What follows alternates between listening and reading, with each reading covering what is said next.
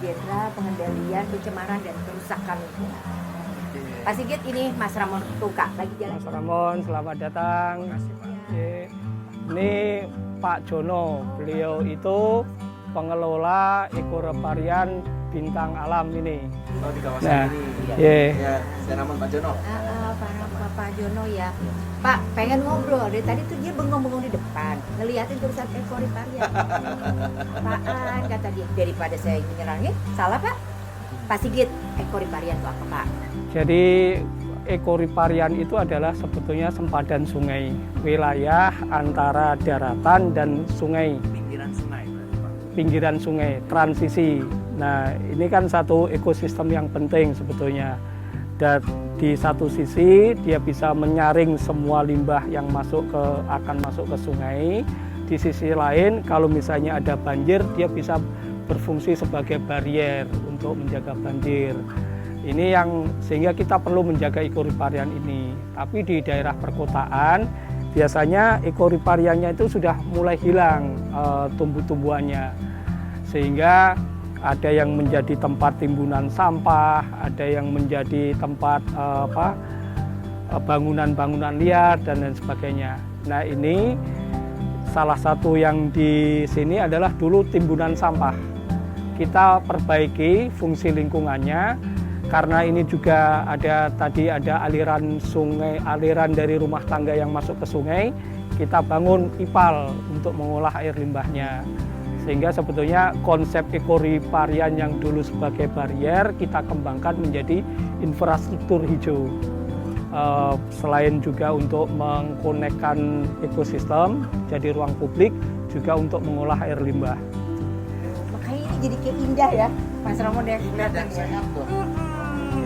Pak, banyak yang pasti pengen ditanya Pak. Kita bisa jalan-jalan boleh nggak? Boleh, Pak Jono, saya puter-puter dulu ya. Iya. Pak, makasih ya Pak. Nanti kita ngobrol lagi Pak. Iya. Lewat sini.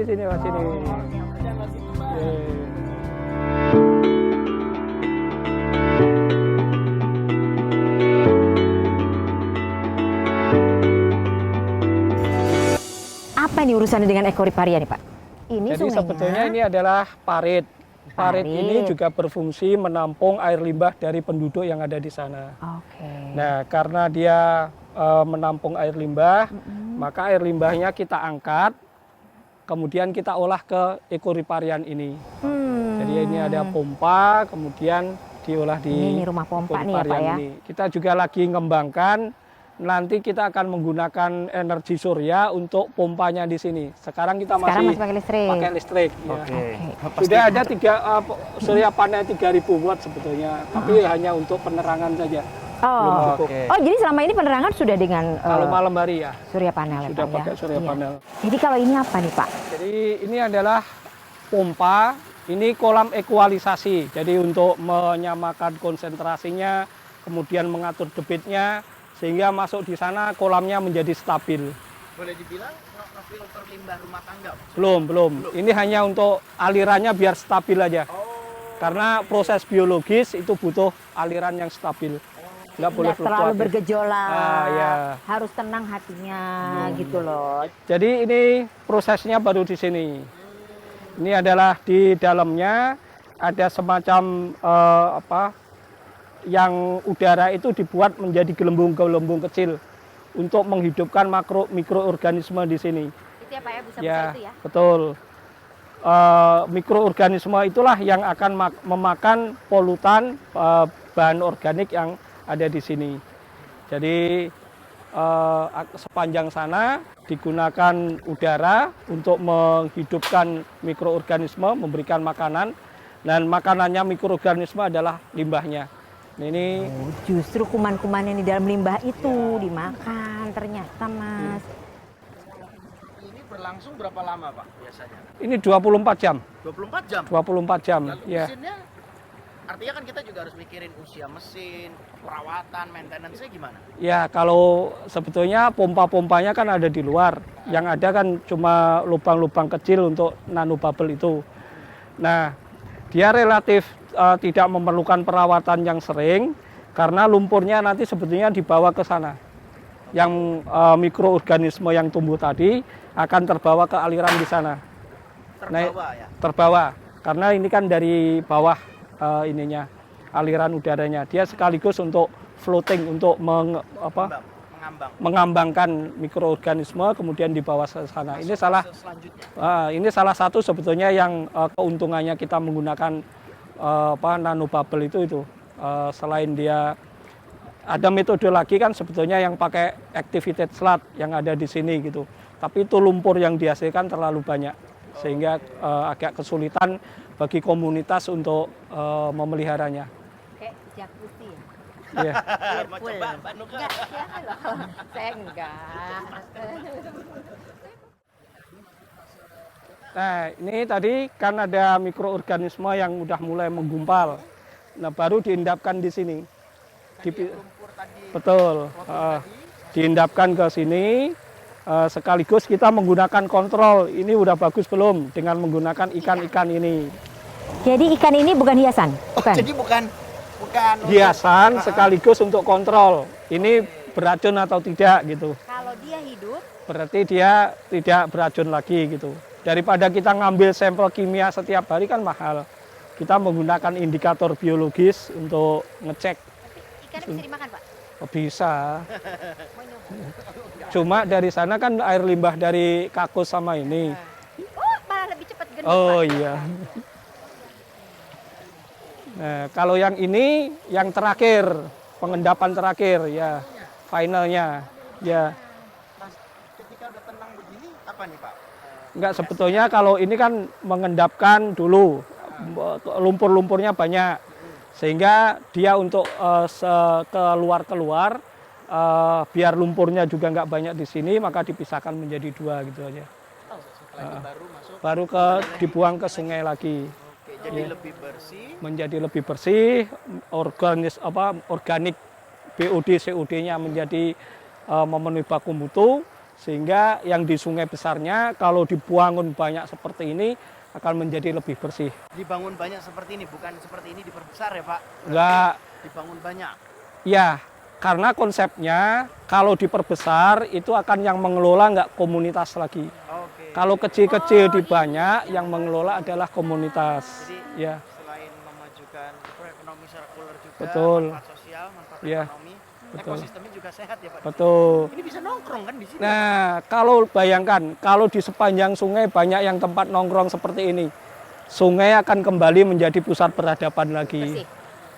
Saya tuh pengen loh dari dulu ngebayangin, sungai juga menjadi salah satu alternatif moda transportasi Pak. Oh ya, Harusnya Indonesia bisa ya, Pak ya? bisa.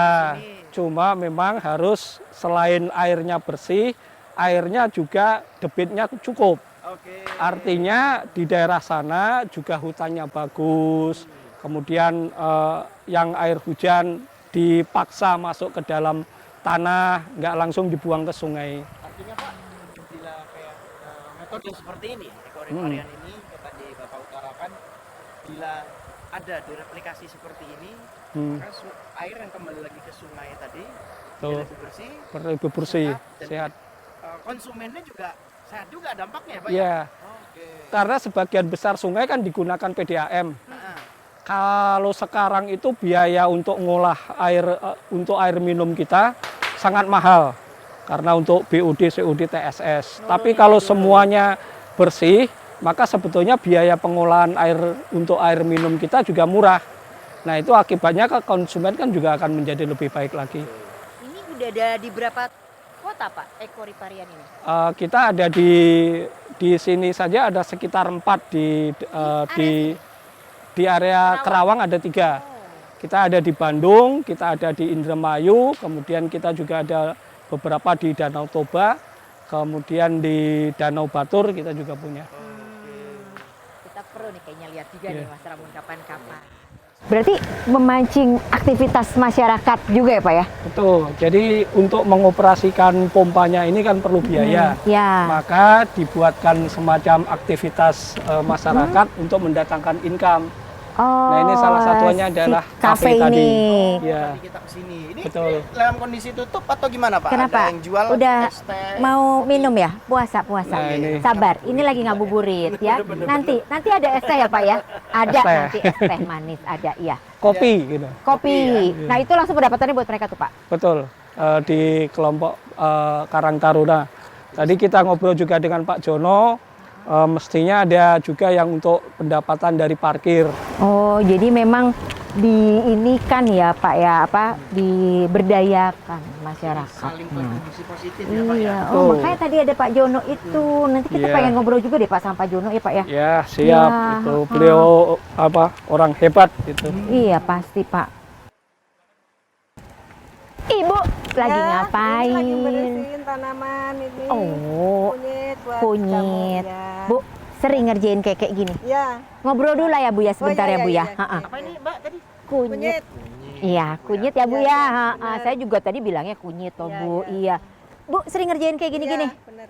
Nggak sering? Sering. Oh, Tiap hari. emang tugas-tugas Ibu Iya, juga. iya. Tapi Aman. dapat pendapatan dong Bu. Alhamdulillah dapat ya. Dapat ya Bu ya. Iya, iya. Banyak yang beli. Alhamdulillah Ada banyak, ya, aja. ada aja. Apalagi lagi pandemi Bu. Ya, benar. Tahu nggak, Bu? Obat. Kemarin waktu di pandemi ya Mas ya. Semua orang pada kehilangan kerjaan. Ibu nggak kehilangan kayaknya. Alhamdulillah. Nggak kehilangan. Pendapatan tetap masuk. Masuk. Tapi berat nggak sih Bu ngerjain kayak gini? Enggak, kalau kita dengan hati ikhlas sama itu kan sambil Oh. ibadah gitu. Jadi alhamdulillah lah. Tapi Bu, dengar-dengar tadi katanya ini dulu bekas tempat sampah ya Bu. Iya, benar.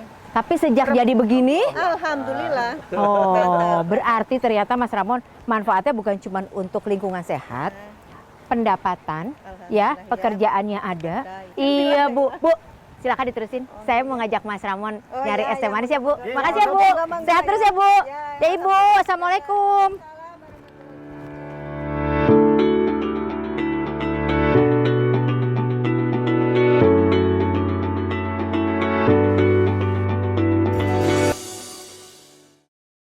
Oh iya Pak. Nah, ini Pak Jono. Pak Jono. Pak Jono. Pak. Oh. Iya Pak, ayo Pak. Akhirnya kita ngobrol-ngobrol Kita Pak Jono. kita ngobrol ya Pak ya sekarang ya Pak ya. Pak Jono Boleh sampai duduk duduk ya aja. Pak ya. Ha-ha. Pak, tapi ini tadi kita kan udah jalan-jalan nanyain ekoriparia nih sama Pak Sigit. Kalau Bapak nih sebagai orang yang tinggal di sekitar sini, ada yang dirasain nggak Pak setelah adanya ini semua? Oh, sangat banyak sekali ya. Hmm. Dan ini emang buat edukasi wisata dengan adanya ini kita bisa masyarakat khususnya bintang alam ya sangat senang sekali. Dan kalau hari Minggu ini buat senam Ibu sebelum puasa itu senam. Di mana? Di itu Area itu ya, Pak, ya. Saya mapping blok itu. Hmm. Jadi banyak dan kalau malam kafe ini emang berfungsi. Cuman kalau bulan puasanya agak sepi ya. Iya tentu ya Pak ya. Itu Ha-ha. karena emang Jadi, puasa. Udah nyariin es teh manis soalnya Pak, kan masih tutup katanya Nanti tadi sore, ya. Pak. Iya. Oh iya. Jadi memang buat penduduk sendiri Iya. memang ini terasa. Puasa. Apa memang selain daripada tadi Bapak bilang edukasi, terus ini bisa dijadiin tempat untuk senam, ada faktor ekonomi biasanya kan Pak? Ada nggak? Ada sih ya. Ada Kemarin juga. kita udah ada hidroponik, ini habis panen, jadi saya sarankan sama ibu-ibu yang terdekat sini untuk mengambilnya saja. Jadi gratis. Jadi warga Iya. sekitar sini Nah, bila ingin membutuhkan dari tanaman hidroponik ini tinggal ngambil aja. tinggal ambil. Nah, kebetulan sekalian di Semaya jadi belum ada.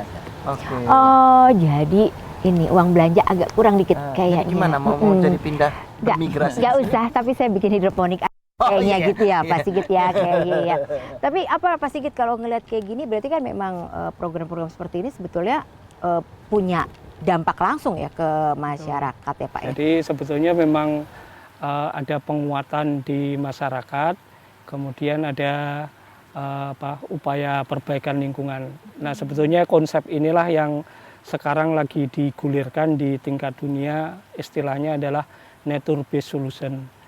Sembari kita menyelesaikan masalah perubahan iklim, masalah pencemaran, kita juga memperbaiki sosial ekonomi dan pemberdayaan masyarakat. Sekaligus sebetulnya salah satu tujuannya adalah yang tadi ekoriparian itu juga membangun koridor habitat flora faunanya gitu. Sehingga ini ditanami, nanti ini akan ditambah tanamannya sehingga yang dulunya terfragmentasi, terkonekkan antara tempat satu tempat lainnya. Jadi kalau misalnya ada hewan mau migrasi rumahnya di situ, tempat dia bertelur di situ masih bisa melewati koridor habitat itu. Artinya terintegrasi juga semuanya ya Pak ya? Betul. Apalagi ini outdoor ya Pak, mau pandemi mau enggak kan kayaknya kalau outdoor tuh relatif lebih aman gitu ya Pak. Nah ini juga digunakan untuk aktivitas fotografi. Jadi sudah ada berapa Pak yang Kemarin itu tiap bulan itu rutin ada fotografer ya dari komunitas Kerawang itu. Jadi minta izin ke kita pengelola bahwa kurang lebih 20-30 orang dan ada modelnya gitu. Terus waktu itu buat prawedding ya. Jadi udah 2 kali. Oh, wah luar biasa ini ya. Bisa bikin lingkungan sehat, tapi sosial juga kan. ternyata ada urusan sosial ekonominya ya. Kebetulan 2017 ya Pak Sigit ya. Itu disurvei selama beberapa tahun baru direalisasi ini, jadi alhamdulillah.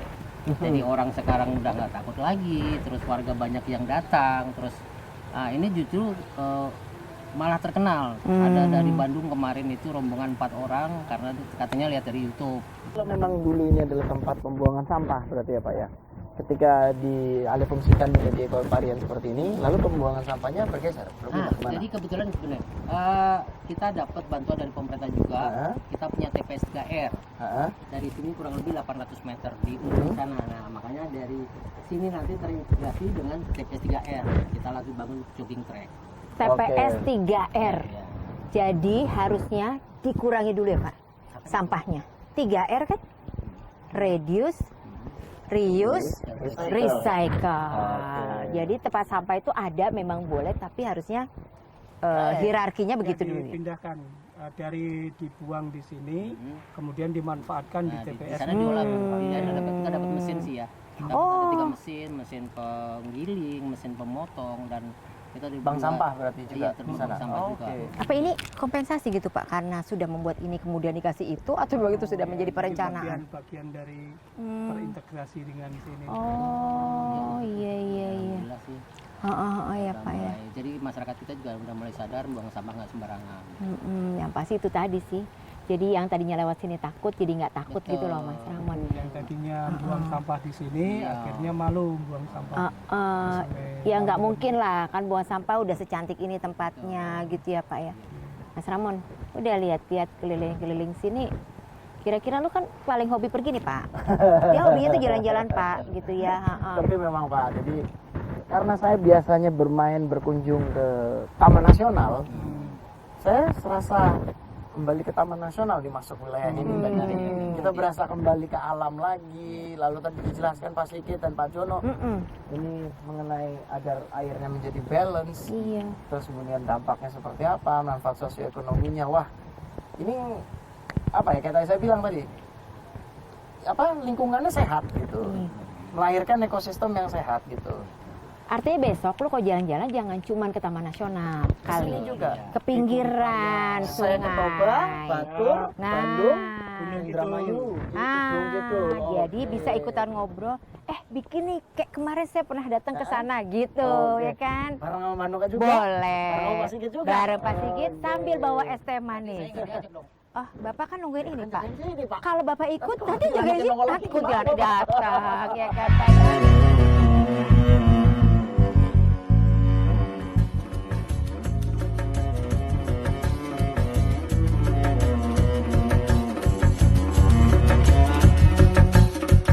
Ini kita udah mau makin sore, udah mau gelap, ya Pak. Saya harus sesuai janji, saya harus ngajak Mas Ramon nyari es teh manis dulu nih Pak ya. Baik. Sobat Hijau dimanapun berada, itulah tadi kita udah ngobrol ya soal ekoriparian.